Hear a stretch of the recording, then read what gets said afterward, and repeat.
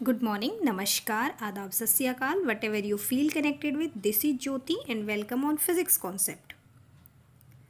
आज हम 12th class की फ़िज़िक्स के कुछ अपने असर्शन रीजन के और क्वेश्चंस करेंगे। मुझे लग रहा है कि आपको पिछले वाले क्वेश्चन आसानी से समझ आ गए होंगे। अगर आपको पिछले क्वेश्चंस के अंदर कोई प्रॉब्लम है तो आप वो कमेंट बॉक्स में मुझे कमेंट करके बता सकते हैं। मैं आपकी प्रॉब्लम सॉल्व करने की कोशिश करूँगी।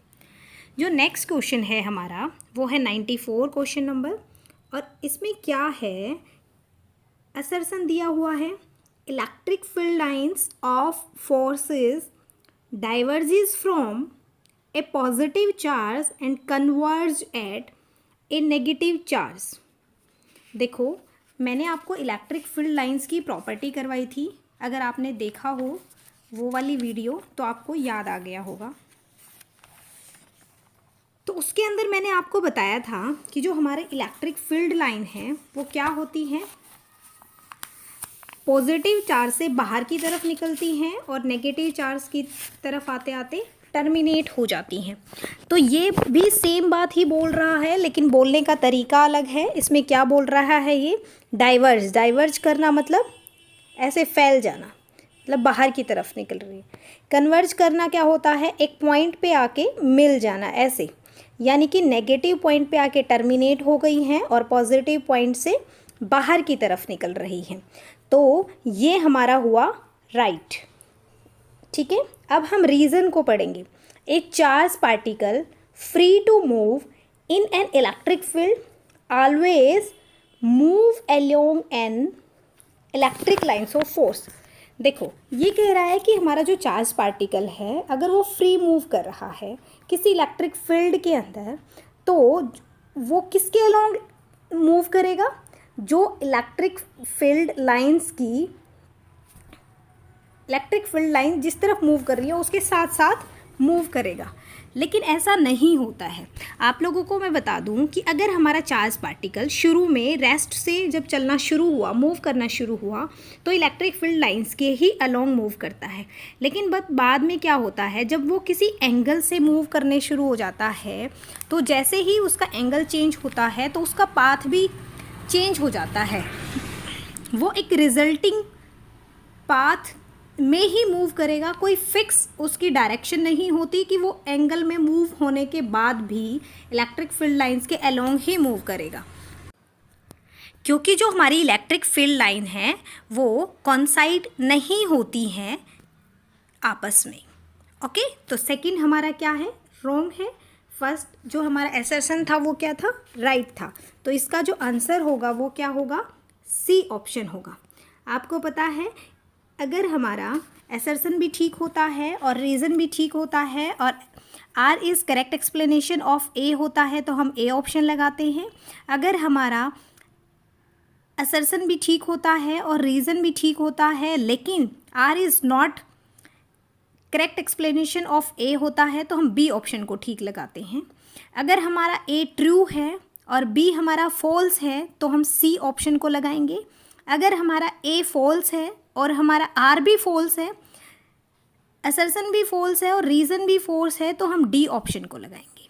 ओके, ये मैंने आपको पिछली वीडियो में भी लगाना बताया था और अब दोबारा से भी बता दिया है। अगर किसी ने पिछली वीडियो नहीं देखी है तो भी उसको समझ आ जाएगा। ओके, तो इसका ऑप्शन क्या हुआ, सी ऑप्शन।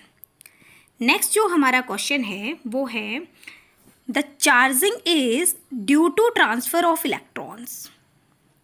जो चार्जिंग होती है वो किसकी वजह से होती है, ट्रांसफ़र ऑफ इलेक्ट्रॉन्स की वजह से होती है। अभी मैं आप लोगों को बता दूं कि अगर हमारी कोई भी बॉडी है वो मूव कर रही है और वो नेगेटिव चार्ज है उसके अंदर, अगर वो ट्रांसफ़र होएगी तो क्या होगा,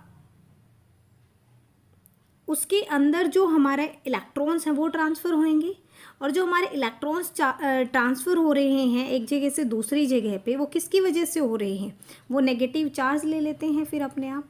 eight the body gains some electrons also. Okay, second क्या कह रहा है रीज़न में कि mass of a body decreases slightly when it is negative charged. ये कह रहा है कि जब हमारी कोई बॉडी है वो नेगेटिव चार्ज हो जाती है तो उसका मास डिक्रीज हो जाता है।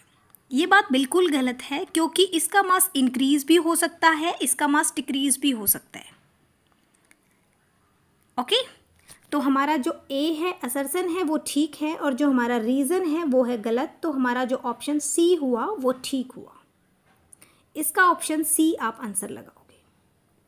नेक्स्ट है हमारा 96 को देखेंगे हम। क्या कहता है 96 कि the range of coulomb law is infinite.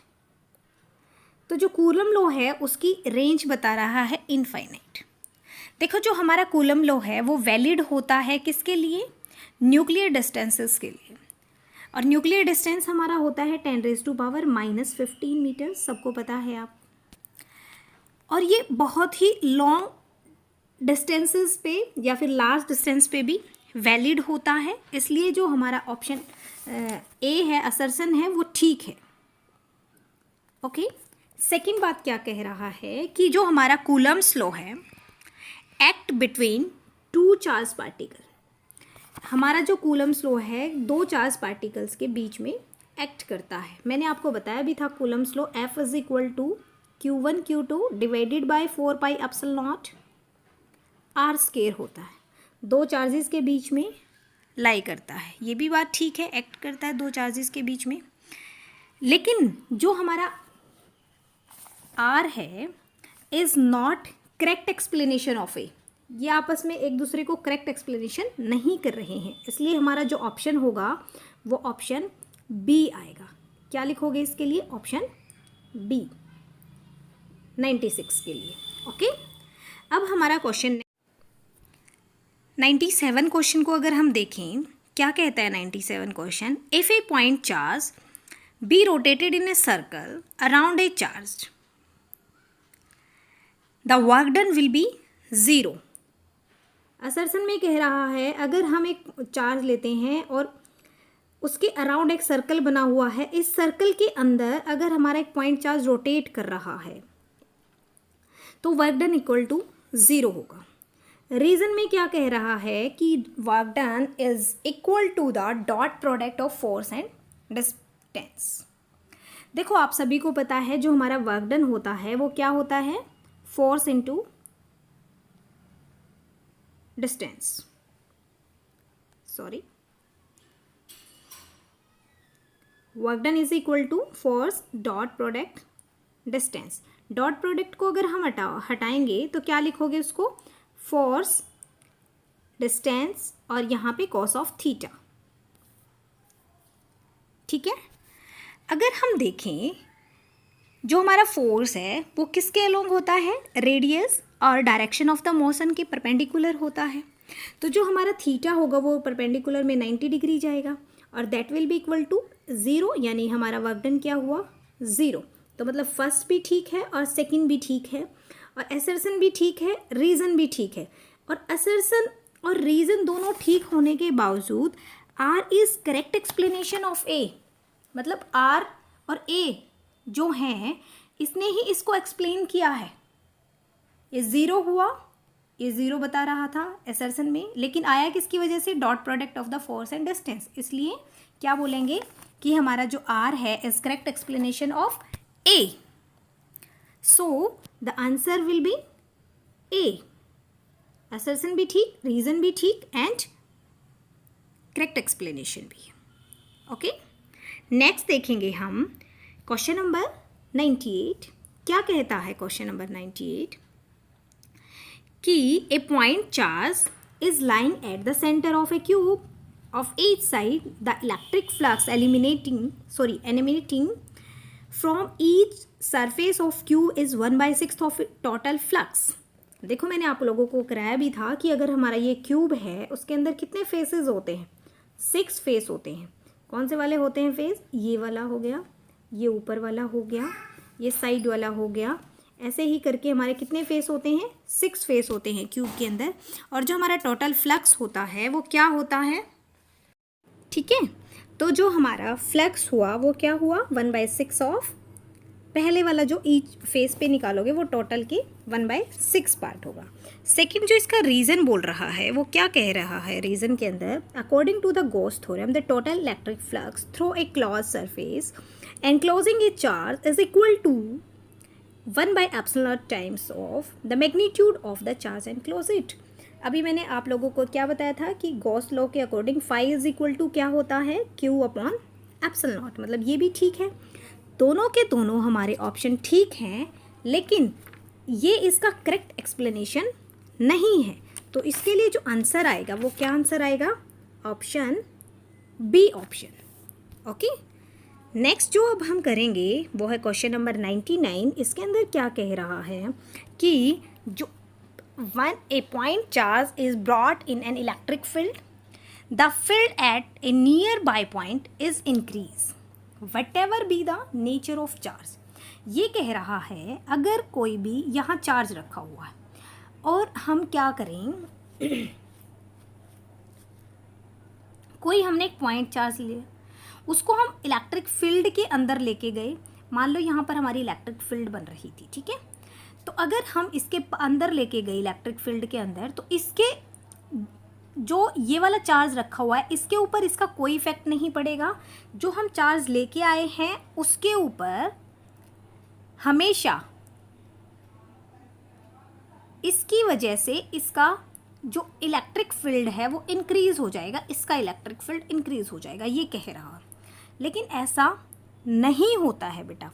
क्या होता है कि जब हम electric field near by point के पास कोई इलेक्ट्रिक फील्ड बन रही है उस पर चेक करेंगे, तो जो हमारा चार्ज पॉइंट जो लेके आए हैं वहाँ पे, उसकी वजह से जो रिजल्टेंट बनता है वहाँ से हमारी इलेक्ट्रिक फील्ड के ऊपर इफेक्ट पड़ेगा। वो इंक्रीज भी हो सकती है और डिक्रीज भी हो सकती है, ठीक है। एंड सेकेंड असर्शन का जो रीज़न है वो क्या बोल रहा है, the electric field independent of the nature of charge. लेकिन ये भी बात गलत है कि जो इंडिपेंडेंट बोला है ना वो गलत है, डिपेंडेंट होता है। क्या, जो हमारा चार्ज है पॉजिटिव है या नेगेटिव, उससे क्या डिपेंड होता है कि जो हमारा चार्ज हम लेके आए हैं उसके ऊपर क्या फ़र्क पड़ेगा। इसका मतलब क्या हुआ, electric field is dependent of the nature of charge. मतलब क्या हुआ, फर्स्ट वाला भी गलत है और सेकंड वाला भी गलत है। दोनों के दोनों फॉल्स अगर हो जाते हैं तो ऑप्शन डी लगाओगे आप। ओके, अब जो हमारा नेक्स्ट है वो क्या कह रहा है, for charge to be in equilibrium sum of the forces on charge due to rest of two charges must be zero. ये कह रहा है कि अगर हम दो चार्ज लेते हैं और उन चार्ज के बीच में इक्विलिब्रियम स्टेट जो आती है हमारी, उस इक्विलिब्रियम स्टेट की वजह से देखो जो चार्ज आएगा उसका सम क्या होगा, equal to sum of forces equal to zero. यहाँ हमने एक पॉइंट चार्ज लिया, एक पॉइंट चार्ज यहाँ पर लिया और ऐसे लिया। इक्विलिब्रियम में यहाँ पे हमने कोई पॉइंट ले लिया है ये तो यहाँ से यहाँ तक का डिस्टेंस हो गया हमारा r/2 और यहाँ तक का r/2 और टोटल डिस्टेंस हमारा r ले लिया हमने A पॉइंट से B पॉइंट तक।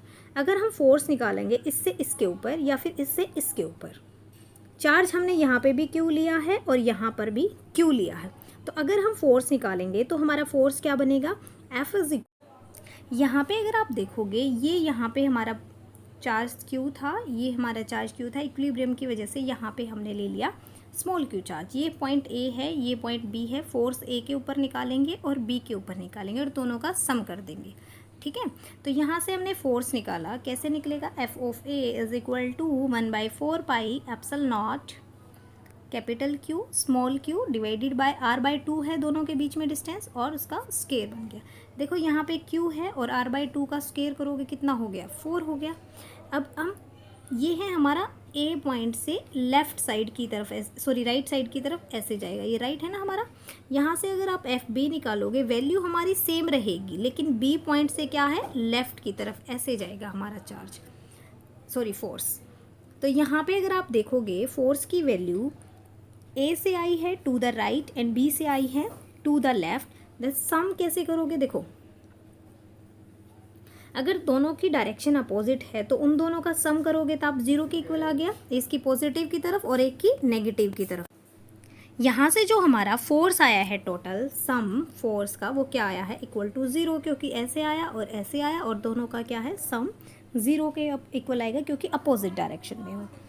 लेकिन जो ये सेकंड असर्शन जो बोल रहा है वो क्या कह रहा है, a charge is lying at the centre of line joining two similar charges each which are fixed the system will be in equilibrium. कह रहा है कि दोनों के दोनों चार्ज हैं और बीच में अगर हम क्यू ले ले, कोई भी चार्ज ले Q, system will be fixed, तो वो इक्विलिब्रियम में बन जाएगा और charge is the 1/4 of the similar charges.